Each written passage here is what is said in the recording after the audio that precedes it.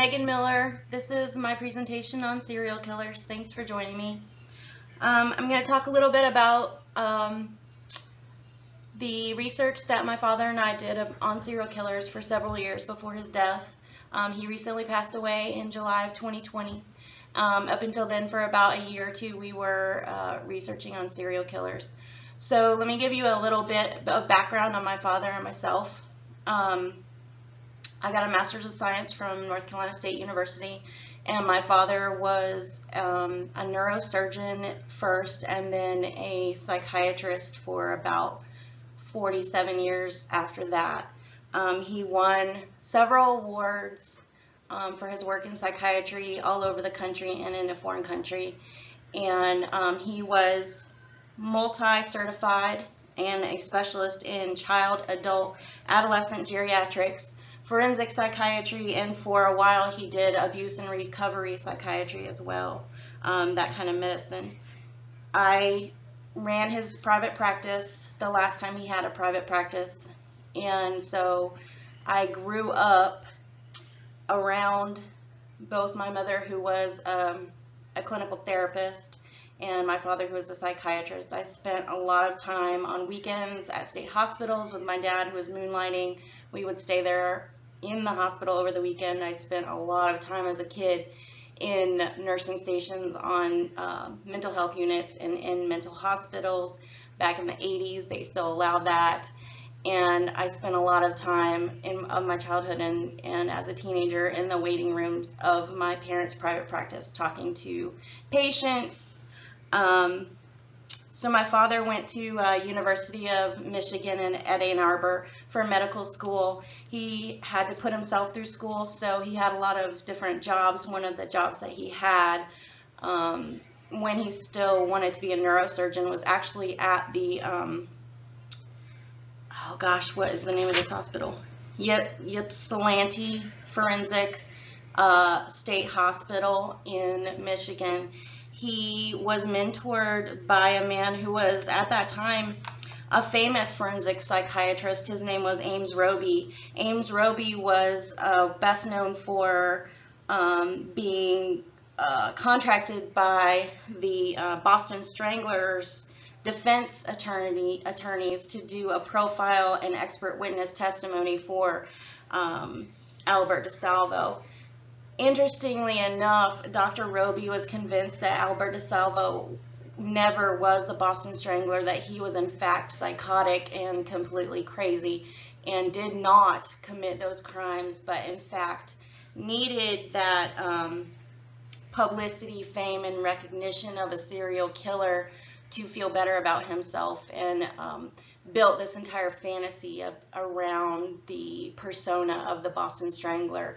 And because the state and police were so committed to finding and solving that case that they refused to believe that he was not the Boston Strangler, and of course he was convicted. So my father had some pretty early experiences early on, before he'd even graduated medical school, with serial killers and was interested in them. In his time working at that state hospital, one of the reasons he decided not to go into psychiatry at that time was because the state hospital was so underfunded. My father was a night technician, I guess it was called, and the patients would be held in like a barracks type situation, and they would often pretend to have seizures to get out of the barracks and sent to the medical ward. So my dad started doing this thing where he would take this huge safety pin and jab it into the patient's leg to see if they were faking a seizure or not.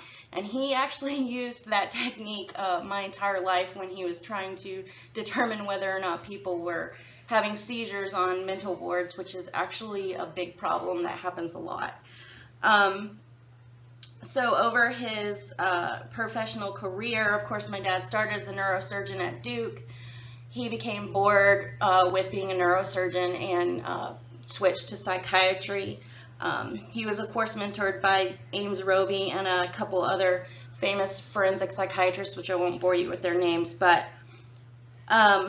he worked for a lot of state and federal contracts. He ended up doing a lot of evaluations and providing court testimony for different killers around the nation, some quite well known, and he did a lot of profiling.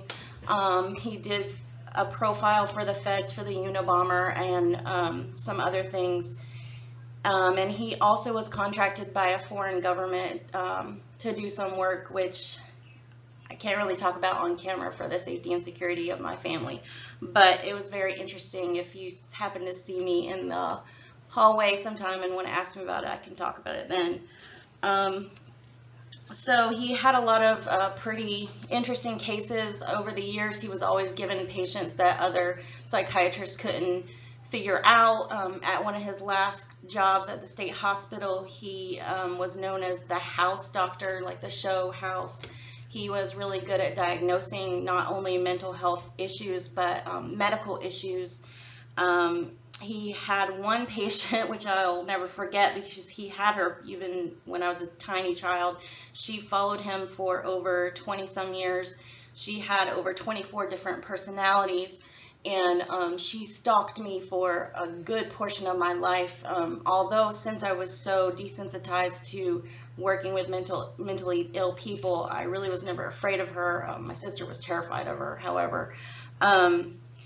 I was a little bit upset the other night. I was watching Netflix and was flipping through horror movies and found a horror movie that I believe is based on her disorder. So that was kind of interesting. My family, because of some of the patients my dad has had, we've gone through a lot dealing with some of the sickest people in the United States. We've been stalked, robbed, shot at, pretty much everything you can think of. But how this research came to be between me and my dad started with a conversation a couple years ago where I just kind of was like, well, how come some people become serial killers and other people don't? So my dad started leading my research about it. He would send me links to medical journals, articles, books he would send to my house. I would read them, I would go through them, come up with questions, and then he guided my research.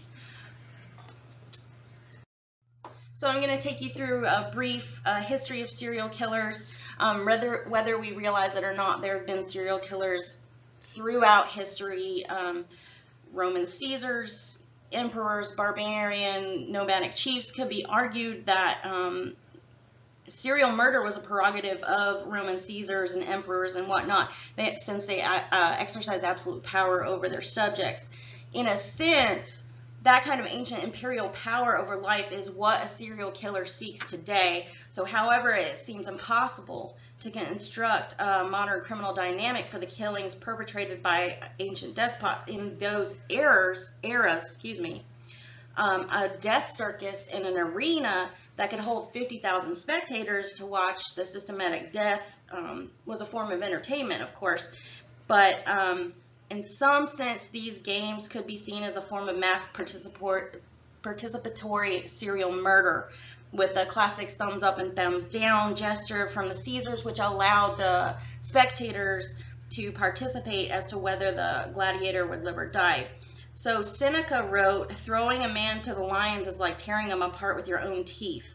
Another man wrote in Embassy 35 that seeing a man killed in the arena is much like killing him yourself. So I would argue that perhaps this was when people started to become sort of obsessed with serial killing. The Romans were highly aware of the different degrees of violence and had unique terms for them. Now, excuse me if I slaughter their pronunciation, but excessive violence with a purpose, such as crucifixion or mass public executions in arenas, was classified as crudelitas and was considered to be rational and have an objective, such as preventing rebellion or to punish criminals. But irrational violence without profit or killing for its own sake was called feratus,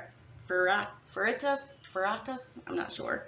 This violence was attributed in unreasonable ira, rage, and Seneca in his writings linked unlimited power to unlimited luxury which he argued was the cause of excessive rage. So we can see that in the Roman era, a belief that hedonistic murder could be linked to an excess of leisure.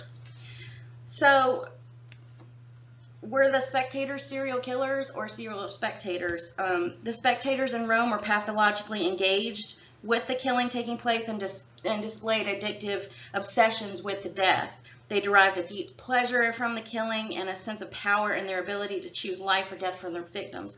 So I would argue that the line between a serial spectator and a serial killer in the Colosseum was very thin.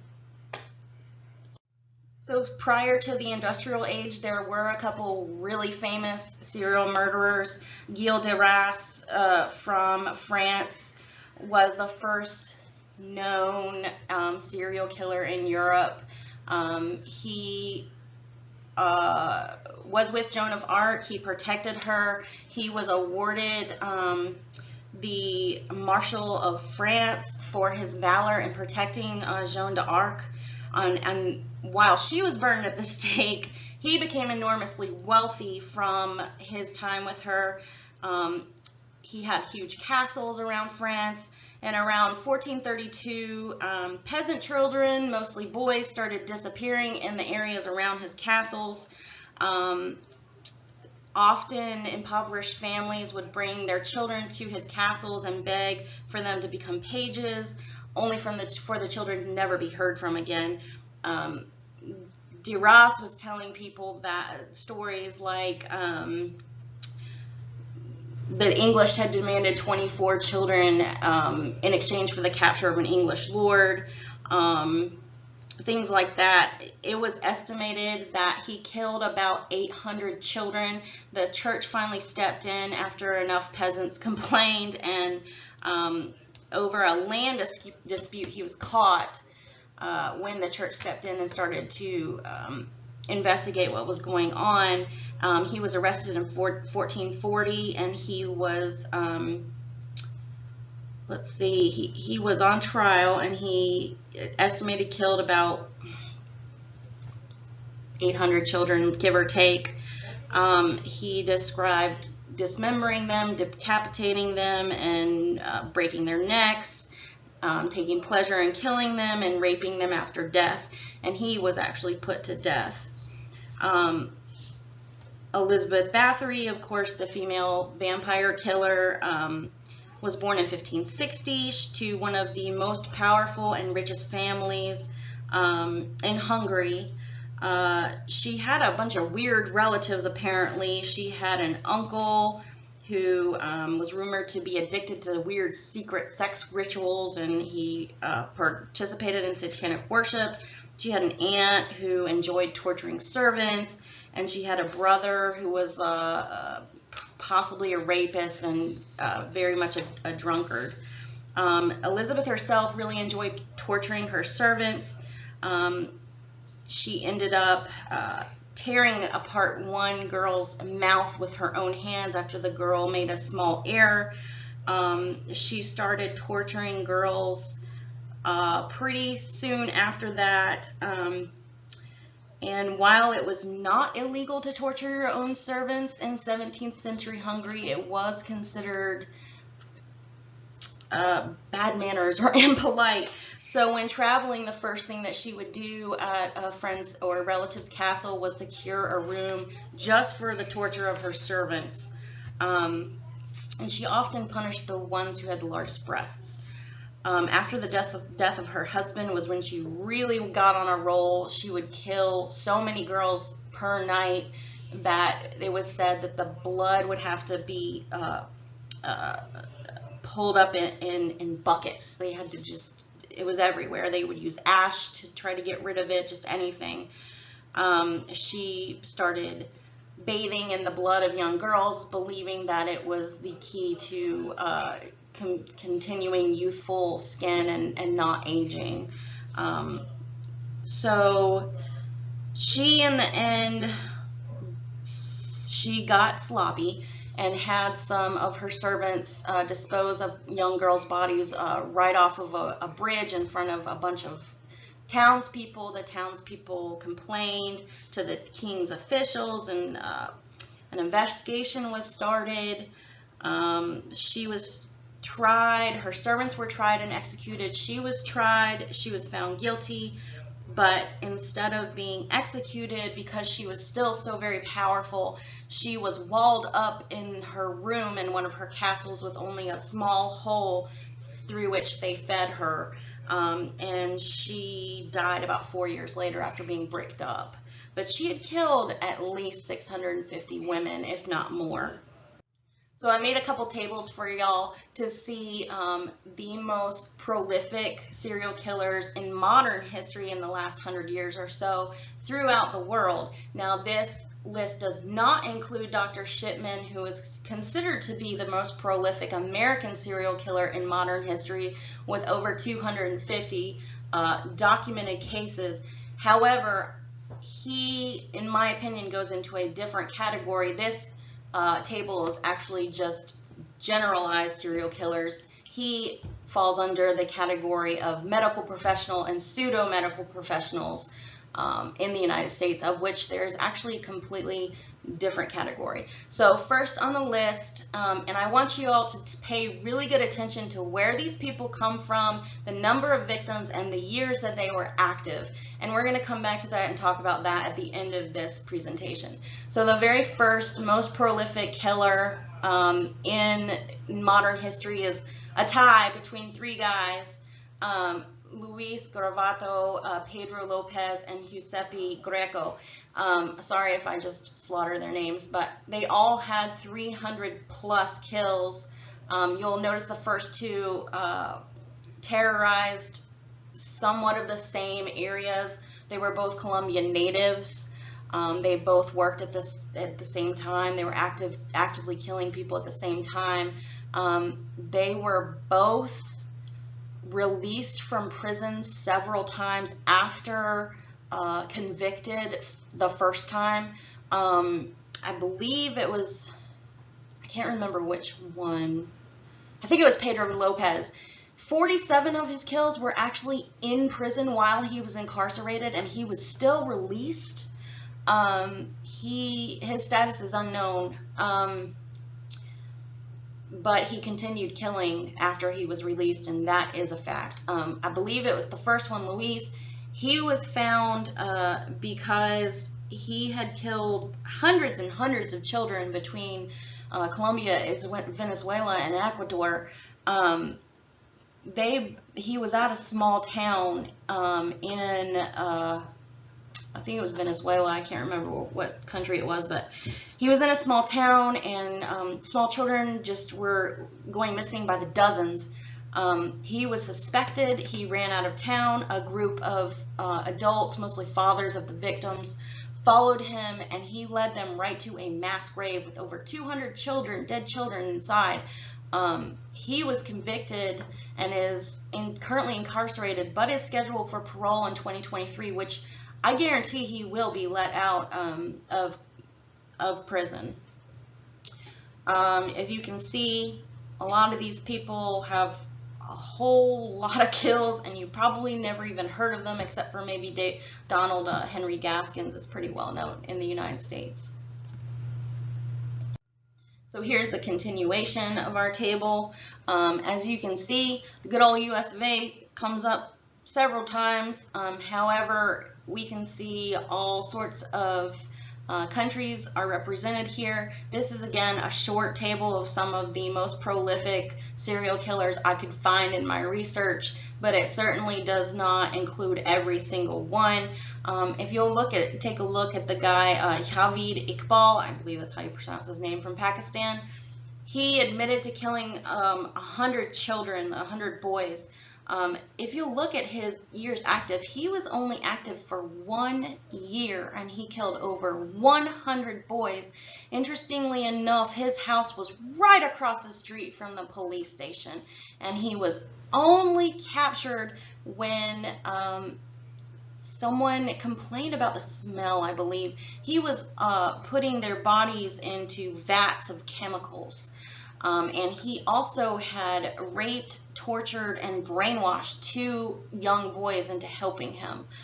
But remember when I told you to look at the years active, some of these guys reigned terror for years. You know, I mean, this guy from China from 1970 to 2003, that's 33 years of terrorizing a country.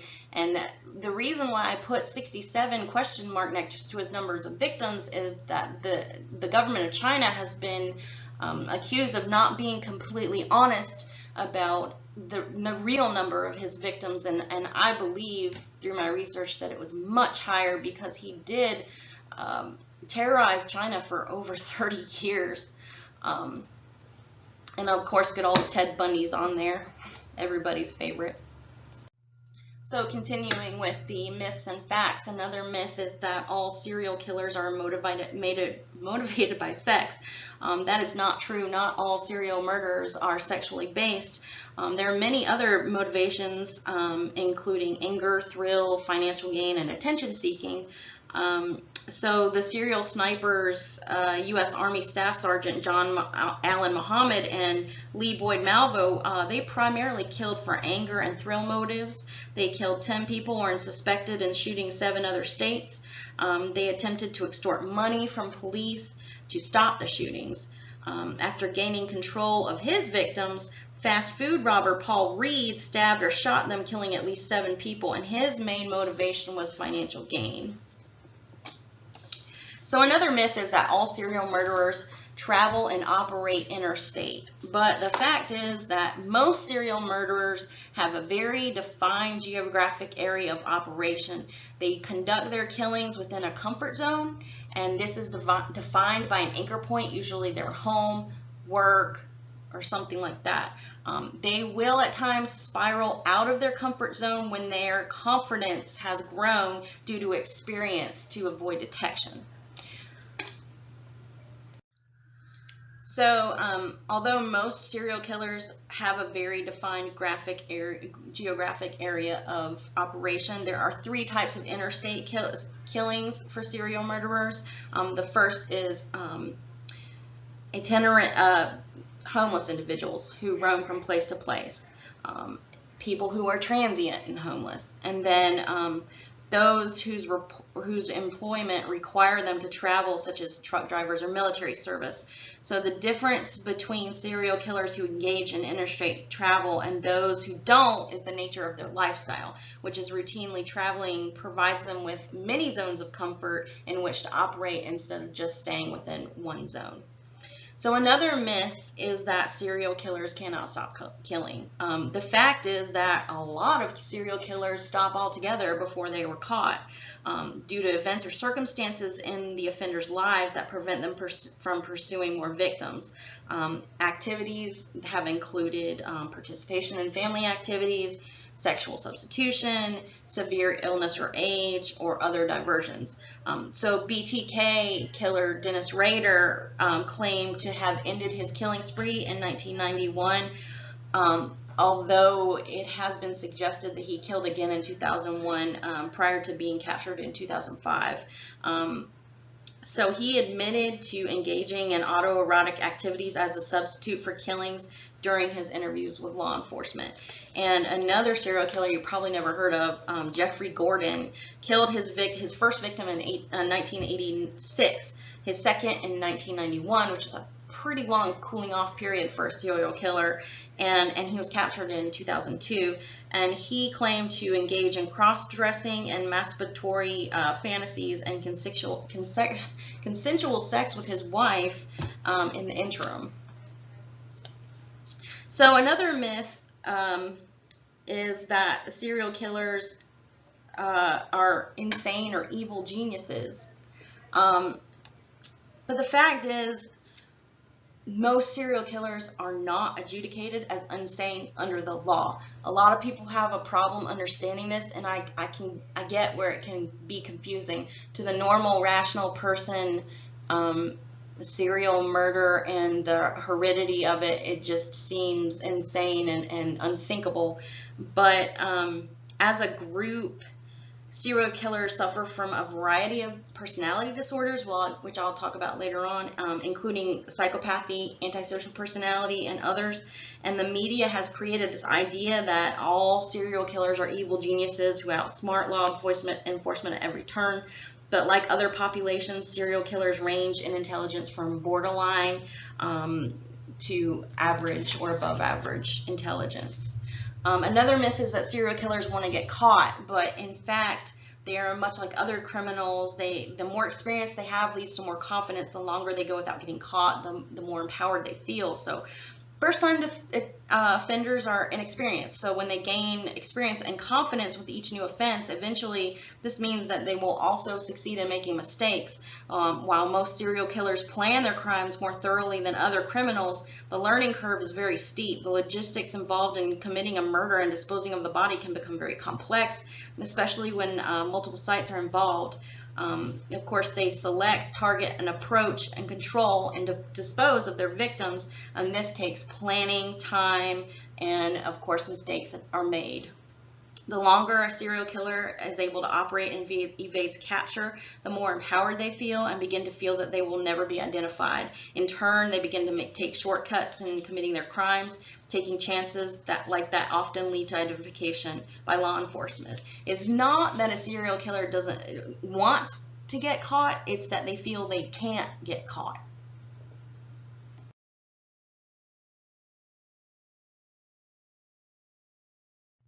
So here are some of the general motivations for serial killings. I want you to keep in mind that the offender selects his victim regardless of category, but based on three things, and that is availability, vulnerability, and desirability. Availability are the circumstances in which the offender has access to the victim. Vulnerability is the degree to which the victim is susceptible to attack by the offender. And desirability is the appeal of the victim to the offender based on the motivations of the offender and may include factors dealing with race, gender, ethnic background, age, or other specific preferences that the offender determines. There's kind of a misconception that, based on stuff like Ted Bundy, where he only went and killed white girls with brown hair, long brown hair parted in the middle. That is not all serial killers. That is just that specific person. And also, in speaking with several psychologists and psychiatrists about motivations, several of them really communicated to me that they believe that almost every motivation for a serial killer is based on power.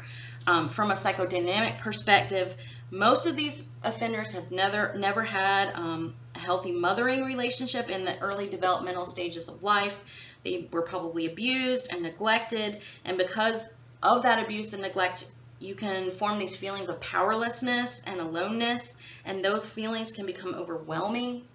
And when they do, it shapes a person's entire development, which eventually leaves them feeling angry and the need to control, the need to take over other people, and that hate, which was generated from the anger and feeling of powerlessness, or not being cared for, or having basic needs met when you were a child, abandonment, neglect. It's very strong. That, along with the biological predispositions, can create a person who can be seen or can act like a monster. This is not a simple process, and it's really complicated and interlocking. Like I said before, most serial killers are not adjudicated as insane under the law, but all serial killers are considered psychopaths. However, not all psychopaths become serial killers. This was a big question I had in the beginnings of my research, and so I've really dove into this a lot and learned a lot about psychopaths. So there is no actual diagnosis as a psychopath. The closest we can get is as an antisocial personality disorder. However, there is something called a Hare's checklist that was developed by Dr. Hare to determine if a person is a psychopath before we had PET scans and MRIs of brains. So psychopathy scores are actually a better predictor of criminal behavior, the severity, and the premeditation of future criminality. A couple of examples of really perfect psychopaths were Tommy DeVito, which was played by Joe Pesci in Goodfellas, and Tom Booth, played by Dennis Hopper in Blue Velvet. If you'll remember, in a scene of Goodfellas, Joe Pesci is playing cards and shoots a guy in the foot, and when the guy complains or cries about being shot, Joe Pesci acts like, "Oh, you're whining too much, you know, quit complaining," and then he goes back to playing cards. That's a really good example of how a true psychopath who's extremely violent would act. So in my research with my father, a pattern that came up time and time again that I just could not ignore was the presence of child abuse for most serial killers. I am not really interested in the gory details of serial killers. I don't look at crime scene photos. I'm not interested in those parts. The parts that I'm interested are the whys, and I am more interested in reading case histories, criminal histories, interviews, that type of thing. And in almost every single serial killer I have looked at, there has been a child abuse listed. So I'm going to talk about the trifecta of a serial killer and what we hypothesize leads a person to become a serial killer. The first leg of the trifecta is the brain. A psychopath has a very poorly functioning ventral system, which is part of your hot cognition. They will have a super or normal dorsal system, which I'll come back to in a minute, but without the bother of conscious and empathy, the cold planning, the execution of predatory behaviors in a psychopath is finely tuned. So they are convincing, they're highly manipulative, and they can be very formidable. They can learn to appear to care about people, which makes them even more dangerous. So when we look at the PET scans of a psychopath's brain, these are the places where they are affected, and there you can tell a huge difference. It's the prefrontal cortex, which is involved in cold cognition, the lower prefrontal cortex, which is the orbital cortex, and the ventromedial precortical cortex, which is involved with your hot cognition. The anterior cingulate, the cingulate cortex, the temporal lobe, the amygdala, I can never say that word, amygdala, there we go, and the insula, which is a teeny tiny part of your brain. So the prefrontal cortex, this is really important for executive functions like knowing rules, making plans, enabling short-term memory.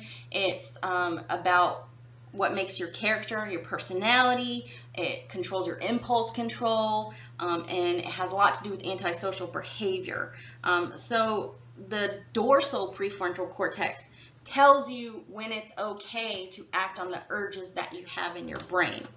So the lower prefrontal cortex, this enables the hot cognition, which is like emotional memory, social, ethically, and morally programmed behaviors.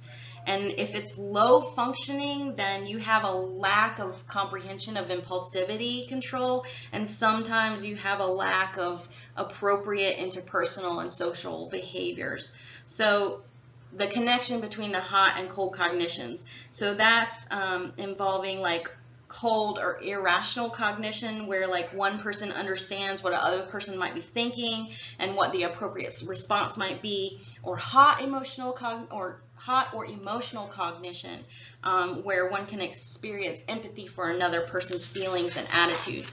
Now, as a quick aside, it's known, people with autism lack a theory of mind but not empathy, whereas a psychopath lacks empathy but not a theory of mind, if that helps you understand. So here you can see an actual PET scan of a normal brain as compared to a psychopath's brain, and you can see this huge difference. The areas that I have listed make up a major chunk of the limbic cortex, which is the main area of regulating emotion. So this pattern of affectation is completely unique to a psychopath's brain. If you have a brain that looks like this, you are absolutely a psychopath without a doubt. However, that doesn't mean that you're going to become violent.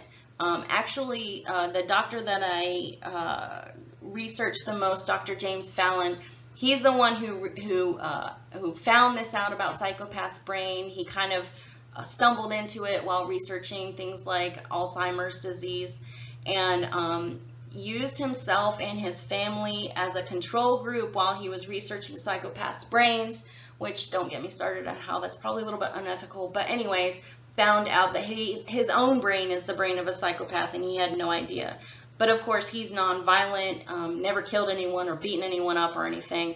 But when I went further and researched him, he actually has behaviors in his adult and young adult past which would coincide with a psychopath, with like behaviors that were probably extremely dangerous, partying a lot, probably not caring too much about other individuals' safety and things like that, which he would rate on a psychopathic scale, but he is not actually of violence.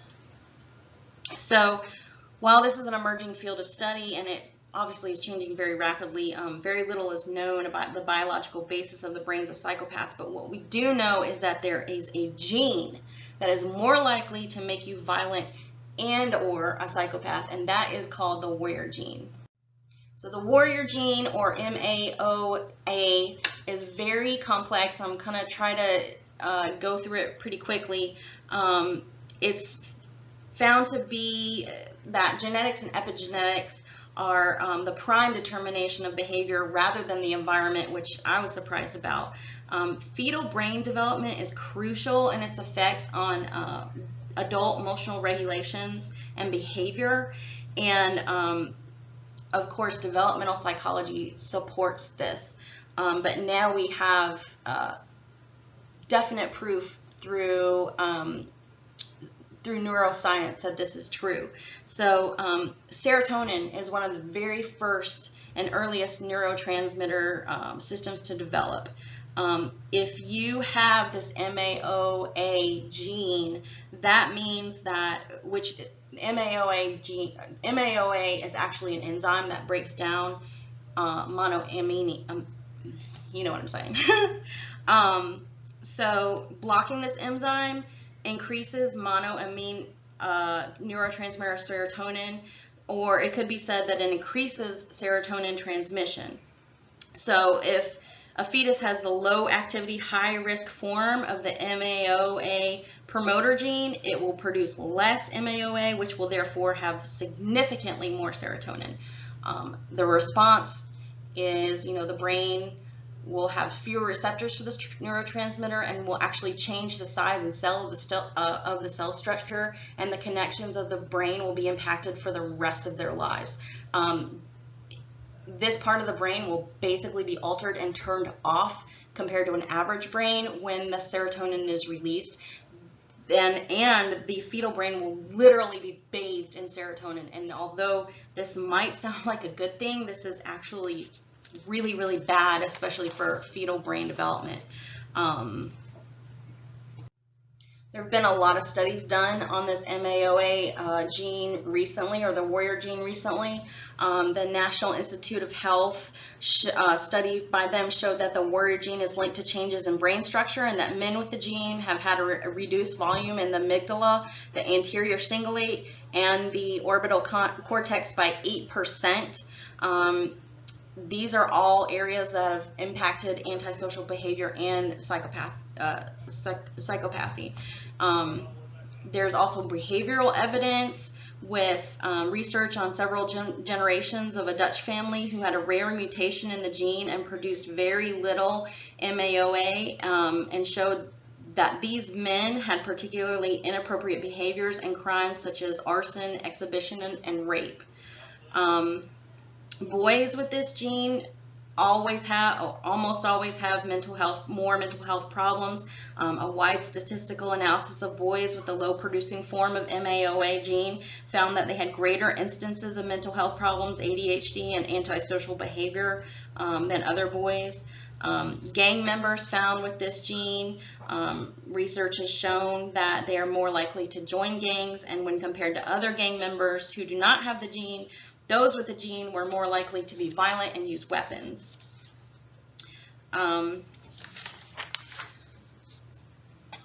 So also subjects with the gene in studies, another study at Brown and Princeton University showed that subjects with the warrior gene reacted more aggressively to acts of provocation, even while doing something as harmless as playing a board game.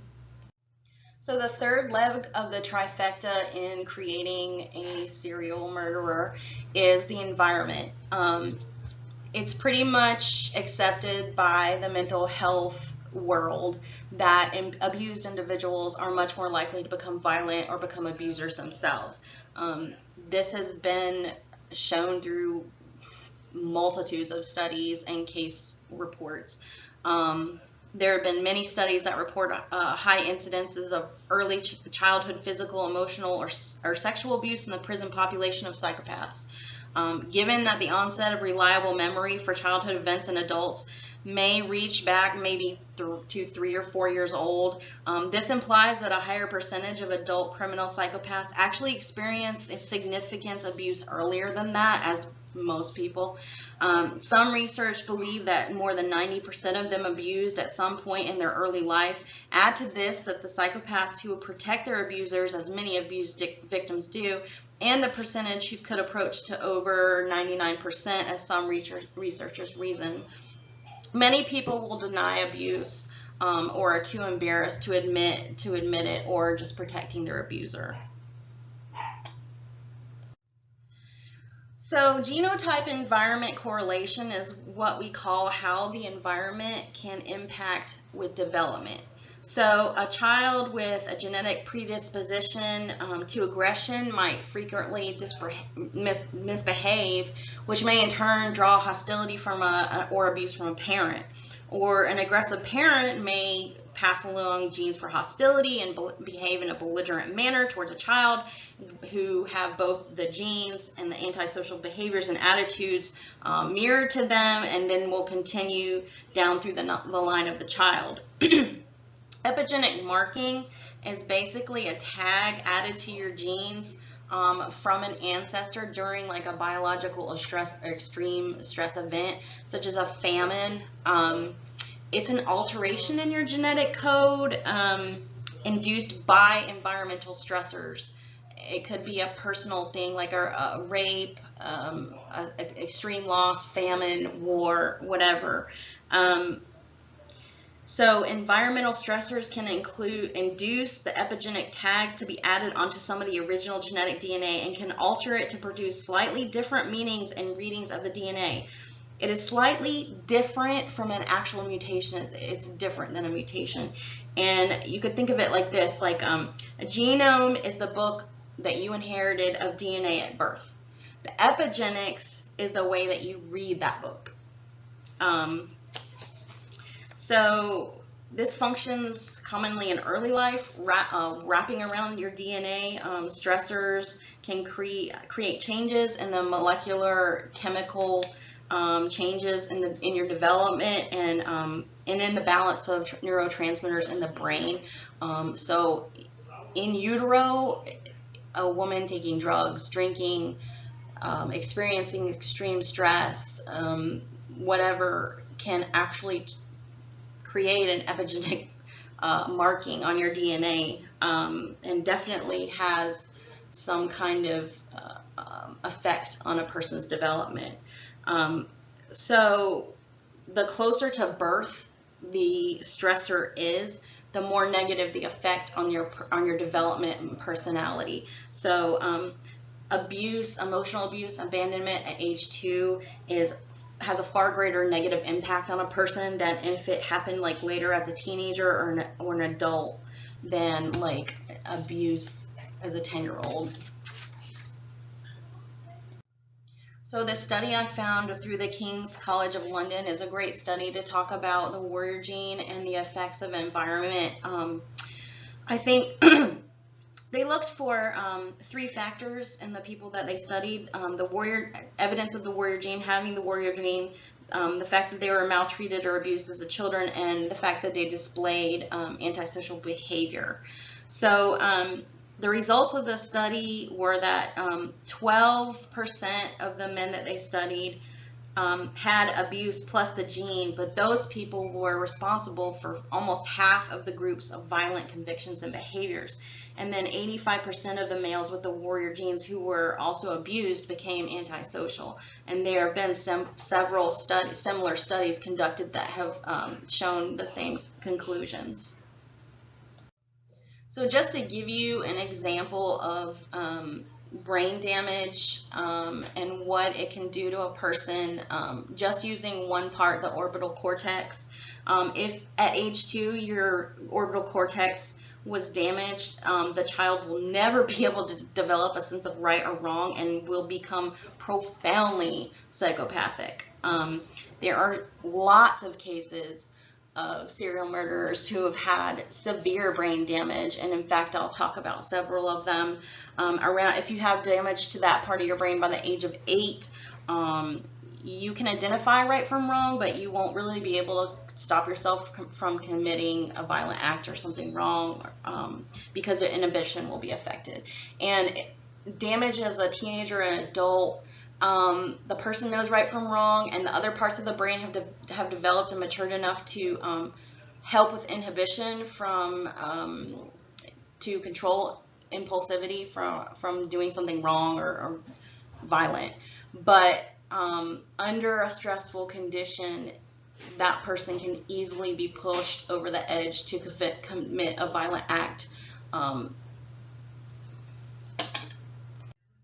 So here's a partial list of serial murderers who were reported with brain damage. This is just a partial list. It's not all of the ones that I found. This is just the list I made of ones that I thought that you would recognize. I'm going to talk about Henry Lee Lucas in a minute, as he is my favorite serial killer, but as you can see, there's a lot of accidents and falls and swing accidents, because apparently swings were really dangerous in the 20th century. Born in 1936, Henry Lee Lucas had a horrible, horrible childhood. He was born to 2 extremely abusive parents in serious poverty. They were literally dirt poor. They lived in a shack with a dirt floor. His parents they had a still, they made whiskey. His father was an extreme alcoholic. He ended up passing out on train tracks and having his legs cut off when the train came by. Was forever known as Stumpy after that by his wife, and as she was the town prostitute, all of her clients made fun of him too. His father ended up not being able to take it anymore, and one day dragged himself outside and died from exposure and pneumonia in the snow, which is considered a suicide. So Henry Lee Lucas really hits a lot of the serial killer checklist for me. He experienced abuse. He lost a family member early, and he had severe head trauma before prepubescence. His mother beat him with a 2x4, and he was in a coma for days until his uncle came by, felt sorry for him, and took him to the hospital. The same uncle took him to the hospital one time when he had an accident and lost an eye, and it became very infected, and his mother again wouldn't take him to the hospital. So the uncle took him to the hospital. He lost the eye and had to get a glass eye. That same uncle introduced him to bestiality, the torture and murder of animals. Henry was so fascinated by it that by age 15 he was wanting to do that to a human. That was when he first killed. He killed a teenage girl, raped and murdered her, and I believe dismembered her.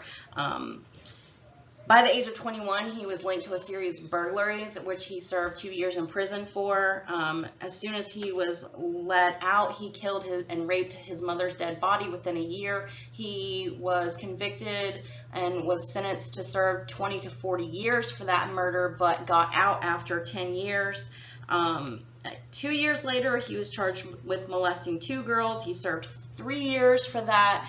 And he was paroled despite his own objections. He begged the parole board not to let him out and that he would kill again. They didn't listen and let him go. He quickly married and molested his 2 stepdaughters and divorced. Shortly after that, he started traveling and launched his true murder career. He met up with Otis Toole, who in his own right was an arsonist and serial murderer. They were together for about 6 or 7 years, killing randomly hundreds of people, literally. When they broke up, Henry ended up going on the road with Toole's niece and nephew, who were both about 10 years old. The atrocities that he showed them and committed in front of them led the boy to be institutionalized by the time he was 13. Henry ended up killing the niece, although he reportedly was in love with her. By the time she was 13, he murdered her. He ran off to Mexico. He was extradited back to the United States and ended up getting arrested for having a handgun as an ex-con of all things in 1983. During his incarceration for that, he confessed to about 360 murders. And if you add the murders that he committed with Toole, it ended up being about 500. But the verified number was 81 alone, and then with Toole, 108 with him. So you add those together, it's almost 200. Some people believed that a lot of his confessions were a hoax. There was a whole lot of media coverage surrounding that. It turned out that most of them were not a hoax.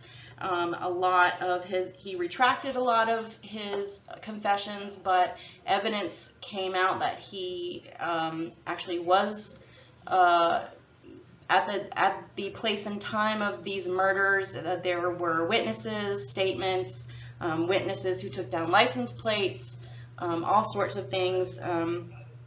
So he had tried to retract a lot of his confessions when he went on trial, but it's mostly believed that he killed most of the people that he confessed to. When you read the court documents and the notes of the investigators, it's pretty clear that he did commit these atrocities. So the reason why he's my favorite serial killer is because he's very interesting, and he has the formula of a serial killer. He had abuse, neglect, he had a serious head injury, he had trauma, and I would love to know if he had the warrior gene, but of course we don't know.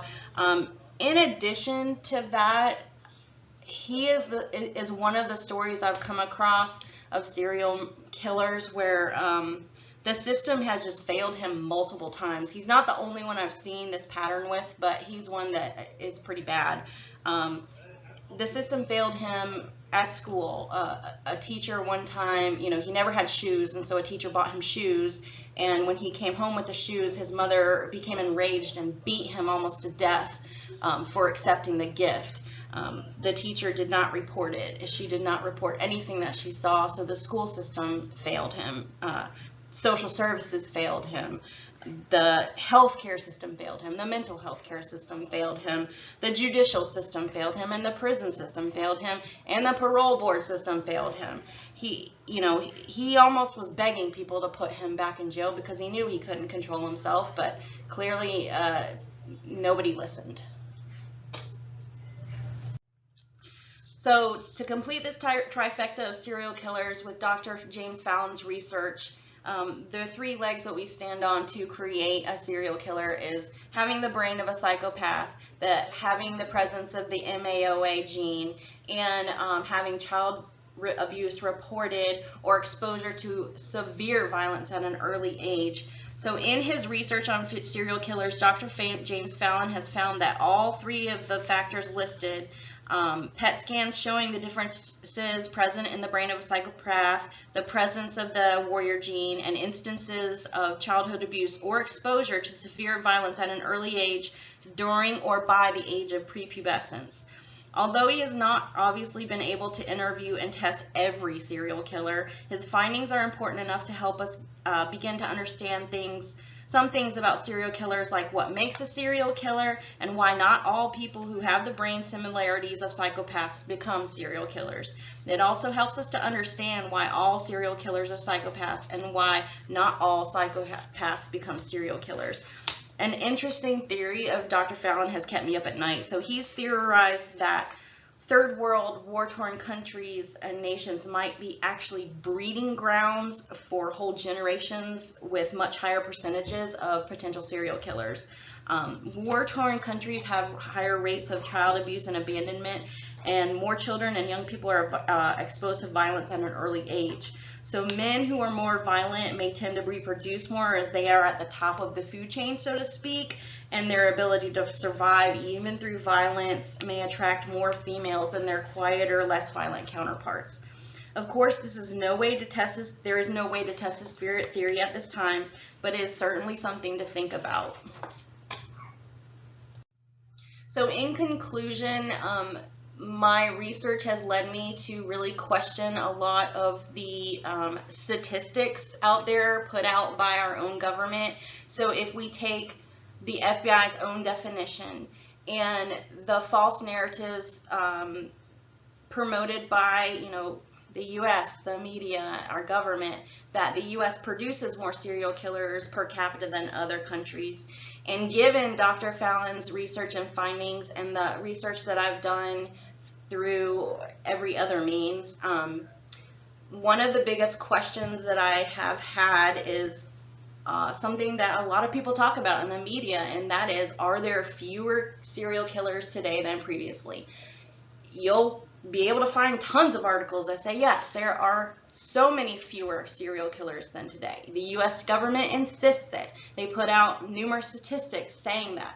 However, if you take the FBI's own definition and apply it, there are literally hundreds of thousands of people incarcerated right now that fit that definition. In fact, there was a guy just arrested 2 towns over from here in a small town nobody's ever never heard of, and he was indicted on federal charges for many murders, human trafficking, a whole list of things. I had the opportunity to talk to one of the investigators, and his crimes are horrific, and there are probably close to 100 people that he killed.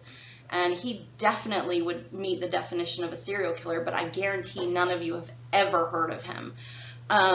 If the answer to are there fewer serial killers today than previously is no, then, what does that mean for us? Well, if you look at like the tables that I made, you can see that third world countries may actually be producing more serial killers per capita than first world countries due to the violence and the other things that we've talked about. So that is interesting, and countries like China control information and don't always tell you the truth about who was a serial killer, how many people they killed, if there was even a serial killer. And then, in my research, I found the most prolific serial killers in modern history have come from third world countries. And I believe that to be because they're war-torn, they're violent, and for the most part, their governments are completely oblivious to the fact that these serial killings are taking place. Like the example I gave you of the man who was found next to a mass grave that he made. People had no idea that he had been going from country to country and killing hundreds and hundreds of children. They were completely oblivious to this, whether it was through corruption or just inability to keep up with them, underfunded, whatever. It's pretty clear that a lot of third world nations cannot or will not address the problem of serial killers. I hope you've enjoyed my presentation, and if you have any questions, please let me know, and sorry it went a little bit long. Thank you.